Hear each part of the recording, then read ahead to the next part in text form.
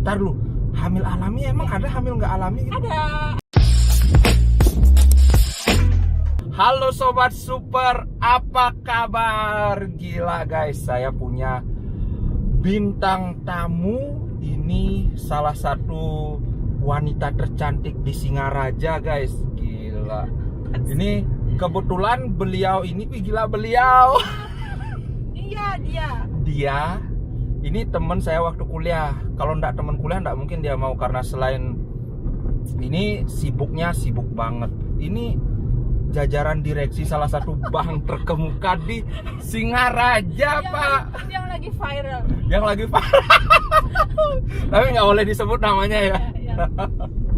Nah, kalau orang lain ngundang bintang tamu artis-artis nggak penting yang prestasinya nggak jelas, kalau saya ini orang yang prestasinya jelas. Halo, tolong diperkenalkan siapa namanya? Hai, Dewi, Kade Dewi Indrayani. Gila, Orang Bali ya. lengkap orang Bali. Nah, Dewi sehari-hari kerjanya apa, Wi? Kerja di salah satu bank swasta di Singaraja. Oke, Bang, katanya waktu ini udah promosi jadi apa gitu, direktur gitu atau komisaris gitu. Itu direkturnya di Jakarta, bukan di sini. Ini cabang pembantu ya, pembantu. Wi, tolonglah kerjasama, Wi. Kan biar apa, gengsinya podcastku itu naik. Wih, bintang tamunya itu direktur gitu. Udah kamu bilang aja direktur. Kalau direktur nanti yang nonton kan merasa insecure gitu loh, Jo. Oh iya ya. Oh ya. Jadi Dewi ini adalah kerja di salah satu bank. Nah, tapi kali ini kita nggak mau ngomongin bank. Sekarang ini kita mau ngomongin, kamu nggak pakai sabuk pengaman? Oh ya. Gila guys, nanti ada polisi nih. Kebiasaan ini. Aku kena tilang. Oke. Dan Nah, sampai mana tadi kan lupa? ya, kita membahas bukan seputaran bank ya. Bukan seputaran bank, ini soal hamil, menghamili dan dihamili. Bereproduksi. Iya. Nah, jadi Dewi ini adalah pasangan menikah yang agak lama ndak hamil-hamil. Nah, kita mau ngobrolin soal itu, seputar permasalahan kehamilan, terus gimana caranya biar bisa hamil dan sebagainya. Dewi udah berapa lama nih Kawi? Sekarang sudah 11 tahun. Wah, 11 tahun. Iya. Gila. 11 tahun belum hamil, apa pernah hamil apa gimana? Pernah. Di Oh. tahun kedua. Tahun kedua? Tahun kedua itu hamilnya alami ya. Alami. Sampai usia kandungan 7 bulan. Ntar lu, hamil alami emang ada hamil nggak alami gitu? Ada reproduksi buatan, dia bantuan dari rumah sakit. Oh, yang kayak bayi tabung itu. Iya, benar sekali. Bayi Oh. tabung, inseminasi. Berarti dulu pernah hamil, Pernah tahun hamil. kedua. Tahun kedua pernikahan, hamil. Terus? Setelah usia kandungan 7 bulan ada sesuatu yaitu placenta previa. Wih, apa itu? Placenta previa. previa. Itu tali besar menutupi bukan. Apa namanya itu yang menutupi jalan lahir? Ari-ari yang menutupi Ari-arinya jalan ditutupi lahir. tali pusar. Bukan, ari-ari menutupi jalan lahir. Oh, Juga ketidaknormalan sama tali pusar terlalu panjang. terlalu Jadi panjang. ya, jadi dia melilit seperti kabel telepon, seperti tali tambang, tahu nggak? Tahu. Ya, jadi Kerasin menghambat. dikit ngomong. Jadi menghambat itu menghambat oksigen sama sari makanan. Itu terhambatnya dia karena kepanjangan apa karena melilit terus kejepit apa Ya, gimana? itu udah kepanjangan 65 cm yang normalnya 45 cm. Jadi dia terlalu panjang sehingga dia bayinya terlalu aktif sehingga seperti tali tambang. Nah, semakin besar bayinya semakin sulit masuk Oh, iya. sari makanannya. Oh. Jadi dia- kayak anggaplah misalnya nyedot, kalau sedotannya terlalu panjang kan perlu tenaga berlebih juga betul. untuk gitu ya. Kayak Apalagi gitu. sedotannya gini ya, selang. Seperti hidup Ya. saya ya. Jadi dia meninggal di dalam kandungan usia 7 bulan. Usia 7 bulan. Aduh, sedikit lagi lahir 2 ya. bulan lagi. Itu sudah tahun kedua, berarti 9 tahun lalu ya. Iya, benar. Nah, kemudian setelah itu nggak bisa hamil apa gimana? Setelah itu karena itu harus operasi, jadi itu operasi sesar namanya. Untuk mengeluarkan Untuk mengeluarkan bayinya. uh-uh. Operasi sesar seperti operasi melahirkan pada umumnya ya. Nah, setelah itu kita masih terus berjuang kan, karena selama setelah operasi kita masih belum bisa, saya belum boleh hamil dulu. Berapa lama nggak boleh hamil? Katanya sih 1 tahun. 1 tahun? Iya. Oh, oke. Tapi setelah 1 belum mau, maksudnya belum ada tanda-tanda, periksa lagi ke Denpasar, ke rumah sakit swasta. Setelah itu divonislah ada kista. Ada kista. Kista di, itu di rahim ya apa di mana? Bukan, kista itu ada banyak. Yang saya itu namanya endometriosis, itu di saluran telur. Saluran telur. Ya, dekat. Jadi dia mempengaruhi saluran telurnya jadi lengket dan buntu.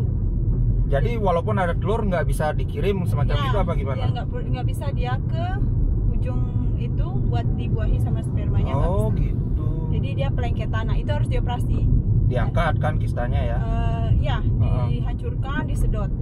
Jadi pakai teknik robot dia, laparoskopi namanya. Laparoskopi. Ya. Wih, Nah, gila. itu. Pokoknya istilah kedokteran lah ya. Nah, terus kistanya sekarang kan sudah kelar, Ya, sudah sudah dibuang. Terus apa masalahnya? Kenapa nggak hamil juga? Setelah operasi 2 tahun belum hamil, belum ada tanda-tanda hamil. Kita coba bayi tabung. Bayi tabung. Karena apa? Dari operasi itu diketahui indung telur udah nggak bagus kan, udah pelengketan. Indung Jadi, telurnya yang nggak bagus. Bukan, salurannya. Salurannya. Tuberkulopinya ya. Setelah itu kita bayi tabung di rumah sakit swasta juga di Denpasar. Itu prosesnya kan sekitar sebulan ya. Sebulan itu ngapain aja? Pertama kita ada general check up dulu, suami istri, dua-duanya harus tes. Tesnya lengkap semuanya sampai hepatitis, HIV, AIDS dan lain-lain semua. Ya. Karena kalau ada salah satu itu nggak boleh lanjut. Setelah itu pertama yang suami tes sperma juga. Jadi di sana diketahui gimana kualitasnya. Kualitas, apakah sehat, apakah. Terus waktu itu gila, ini balapan Vespa ini.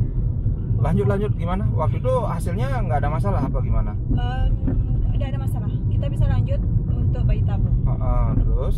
Setelah itu kita coba, saya dapat dari hasil suntikan pembesar sel telur, itu saya dapat 6 telur. 6 telur? 6 telur aja. Jadi satu kali jeblus itu keluar 6 apa? Bukan, diambil kan di saluran di dua indung telur, ada 3 sama 3 kalau nggak salah. Jadi diambil semua, disedot yang berhasil gede. Nah, setelah itu dibuahi kan di luar.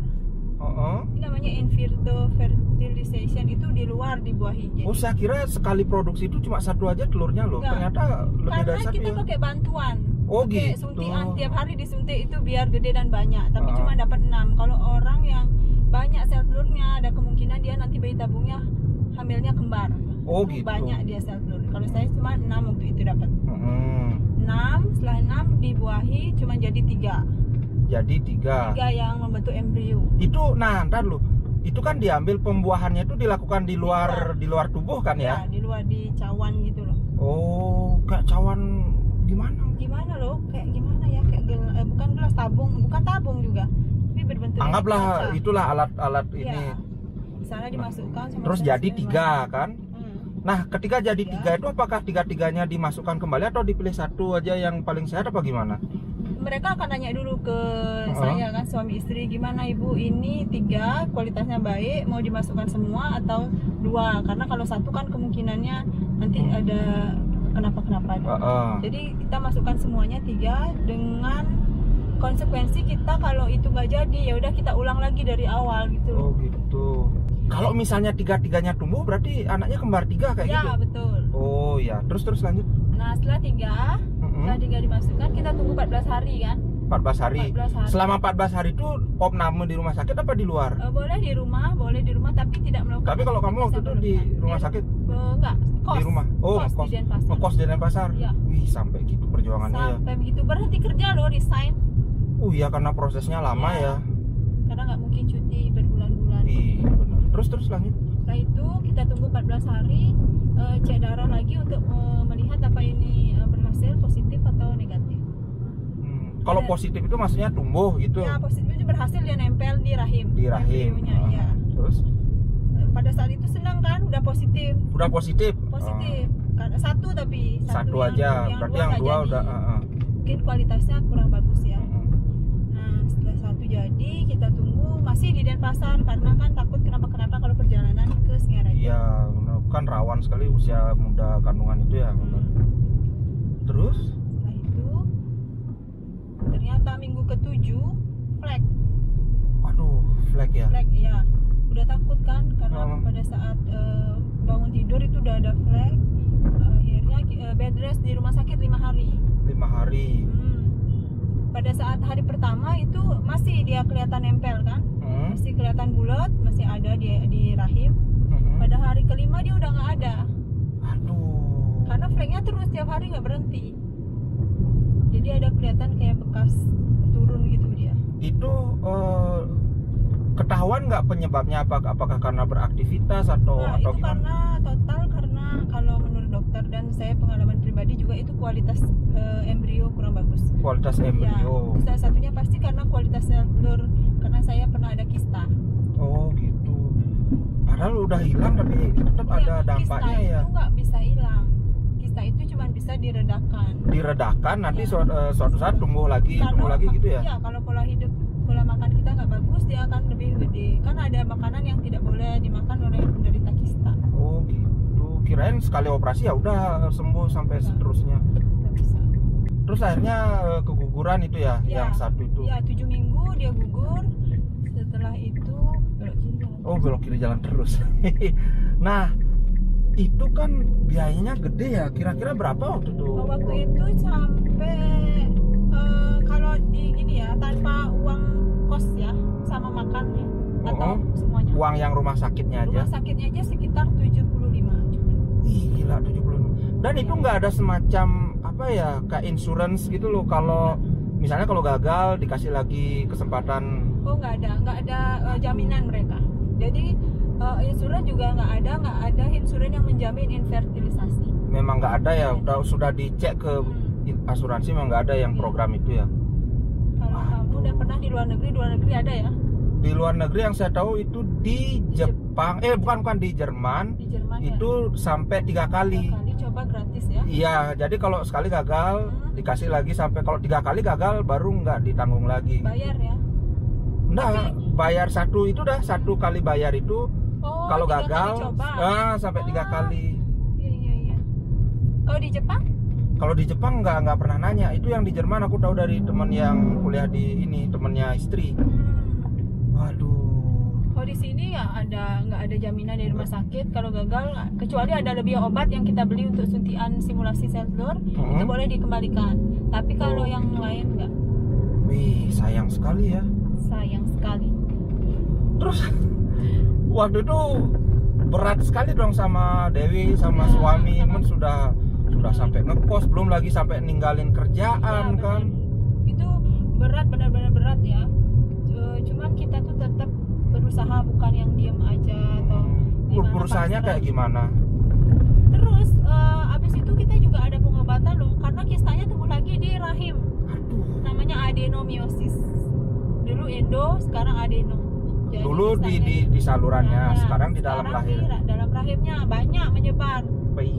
Operasi lagi. Biaya lagi. Biaya, dan itu 45 juta. Kan lumayan buat bayi tabung lagi. Nggak pakai asuransi? Nggak. Itu asuransinya cuman memang di cover cuma setengah. Di cover setengah.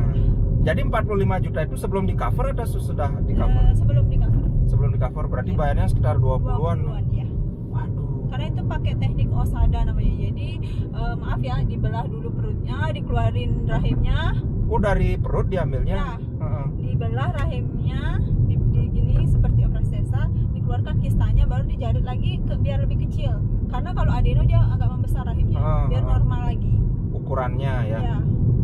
Nah, terus itu gagal, kemudian ada kista lagi, operasi. Setelah itu dapat hamil lagi nggak? Setelah itu kita bayi tabung lagi karena udah tahu